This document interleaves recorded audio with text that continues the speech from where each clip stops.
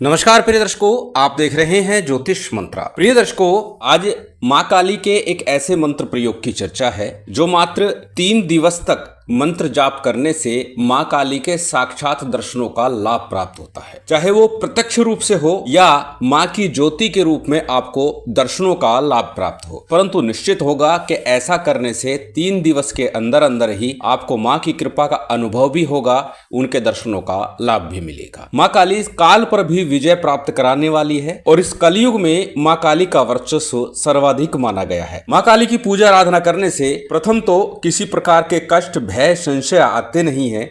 यदि जीवन में किसी प्रकार से भय, कष्ट या संशय बना हुआ है तो उनका निराकरण मां काली की कृपा से शीघ्र होने लगता है। चाहे फिर बाधाएं शत्रु के रूप में हो, कर्ज के रूप में हो, बीमारी के रूप में हो, या फिर जीवन में कार्य बन नहीं रहे हो, या फिर समाज में मान सम्मान गिरता जा रहा हो। कहने का अभिप्राय, किसी भी प्रकार की परिस्थिति हो, मां काली की आराधना करने मात्र से ही सभी प्रकार की विपत्तियों का निराकरण होता है, कष्टों का निवारण होता है और साथ ही साथ समाज में, परिवार में सम्मान बनता है। आज मां काली के जिस प्रयोग की चर्चा करने वाला हूं वह अत्यंत सरल विधान के साथ है। प्रिय दर्शकों, अनेकों बार पहले भी मैं बता चुका हूं कि जब शक्ति की आराधना हो तो उसमें सबसे महत्वपूर्ण चीज होती है, एक तो पूर्ण भाव से, मन से, श्रद्धा विश्वास के साथ मां के शरणागत हो जाइए। दूसरा, दुर्गा स्तुति प्रसन्नो भवे। भगवती की जब आराधना की जाती है तो स्तुति मात्र से ही वो प्रसन्न हो जाती हैं। आवश्यक नहीं है कि बड़े विधि विधान के साथ मंत्रोच्चारण करें, पूजा पाठ करें, केवल मां से अनुनय विनय प्रार्थना करें, निवेदन करें तो भी आपको मां की कृपा का अनुभव प्राप्त होता है, मां की कृपा मिल जाती है। आज जिस मंत्र प्रयोग की चर्चा कर रहा हूं वह आपके घर, परिवार, व्यापार की, शरीर की रक्षा करता है और साथ ही साथ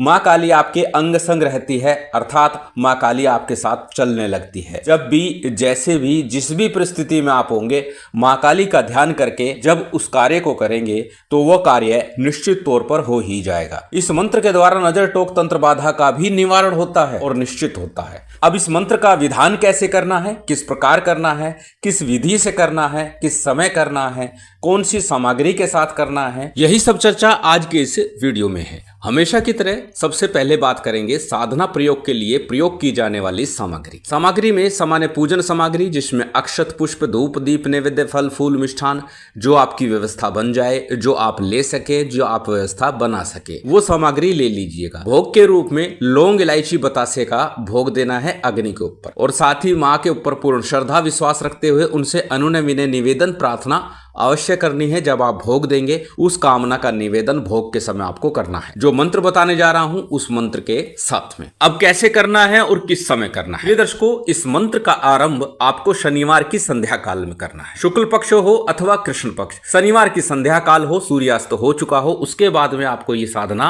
ये प्रयोग आरंभ करना है। ज्यादा अच्छा होगा जिस दिन शनिवार को आप ये आरंभ कर रहे हैं उस दिन सिद्धि योग बन रहा हो, कोई शुभ योग मुहूर्त हो, तो आपको आपकी साधना का फल ना मिले ऐसा हो ही नहीं सकता। जब हम सिद्धि योग में करते हैं तो उसका फल शीघ्र प्राप्त होता है। अब कैसे करनी है? शनिवार के दिन संध्या काल में अपने घर में उत्तर अथवा पश्चिम की तरफ मुख करके बैठ जाइएगा। ज्यादा श्रेष्ठ होगा कि आप उत्तर मुख होकर के बैठें। यदि व्यवस्था उत्तर मुख होकर बैठने की नहीं बनती है तो पश्चिम मुख होकर बैठ सकते हैं।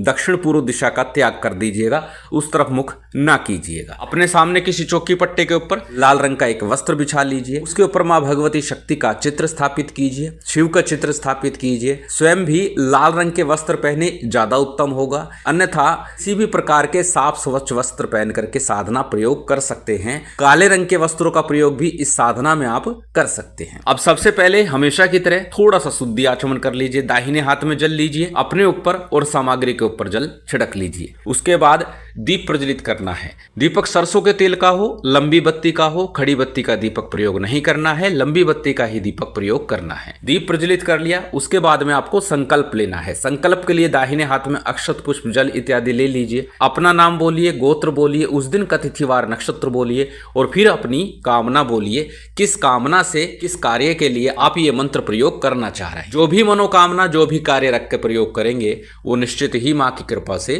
पूर्ण हो जाएगा। संकल्प संकल्प के उपरांत संकल्प के लिए लिया गया अक्षत पुष्प जल आदि किसी थाली प्लेट में अथवा दीपक के सम्मुख छोड़ दीजिएगा।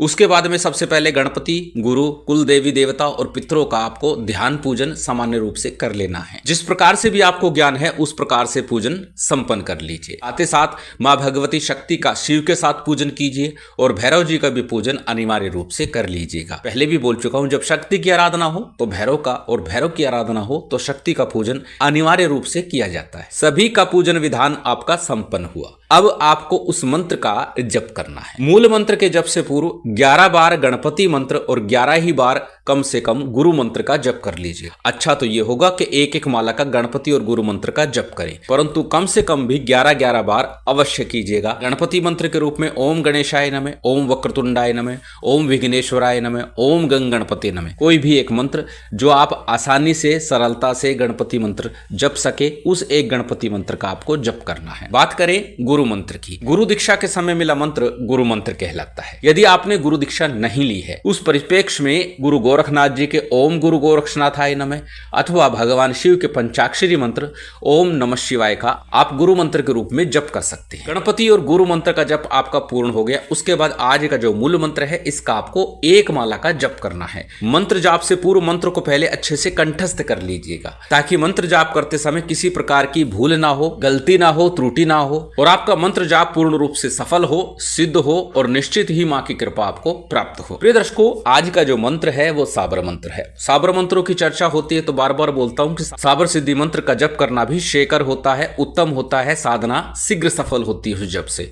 साबर सिद्धि मंत्र आपकी स्क्रीन पर दे दिया गया है, इसका भी 11 बार जप कर लेंगे तो उत्तम होगा। उसके बाद आज का जो मूल मंत्र है इसका जप करना। मंत्र अत्यंत सरल है, आपकी स्क्रीन पर है, स्क्रीनशॉट ले सकते हैं, किसी कॉपी नोटबुक में नोट कर सकते हैं। मंत्र को एक बार बोल करके बता देता हूं। मंत्र इस प्रकार है। ओम नमो आदेश गुरु का, काली कंकाली महाकाली, काल के कपाल में वास, मेरे आगे काली पीछे काली, दाएं काली बाएं काली, जो कोई बुरी नजर से देखे उसकी आंख फूटे, जो बुरा बोले उसकी जीभ कटे, जो बुरा सोचे उसका मन मरे, मेरी भक्ति गुरु की शक्ति फुरो मंत्र ईश्वरो वाचा। अत्यंत सरल मंत्र एक बार पुनः बोल करके बता देता हूं। ओम नमो आदेश गुरु का, काली कंकाली महाकाली, काल के कपाल में वास, मेरे आगे काली पीछे काली, दाएं काली बाएं काली, जो कोई बुरी नजर से देखे उसकी आंख फूटे, जो बुरा बोले उसकी जीभ कटे, जो बुरा सोचे उसका मन मरे, मेरी भक्ति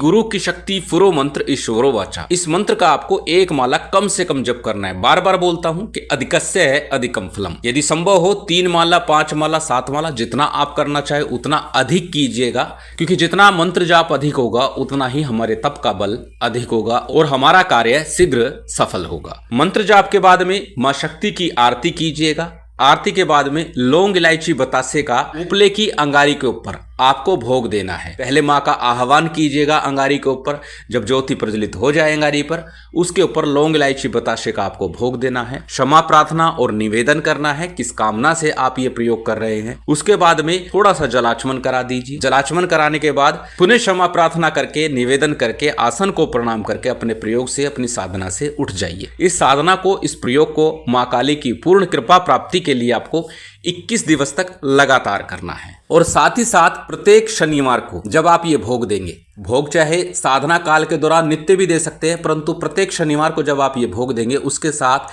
एक नींबू की बलि भी आपको देनी है, अर्थात नींबू के 2 टुकड़े करके माँ के जोत के दोनों रख देने और उसके ऊपर सिंदूर की बिंदी भी लगा देनी। इस प्रकार आपको ये प्रयोग करना है। इस बात का ध्यान दीजिएगा, महिलाएं बलि स्वरूप नींबू के टुकड़े ना करें, केवल माँ को अर्पित करें। अत्यंत सरल विधान, अत्यंत सरल प्रयोग विधि है, करके लाभ अवश्य उठाइए। माँ की विशेष कृपा निश्चित तौर पर आपको प्राप्त होगी। शिव शक्ति की विशेष कृपा आप सभी को प्राप्त हो, यही कामना है। उम्मीद करता हूं आज की ये जानकारी, ये वीडियो आपको अच्छी लगी होगी। यदि अच्छी लगी हो तो कृपया लाइक कीजिएगा, शेयर कीजिएगा। यदि चैनल पर नए हैं तो सब्सक्राइब कर बेल आइकन बटन दबा दीजिएगा। जय माता दी, जय श्री राम।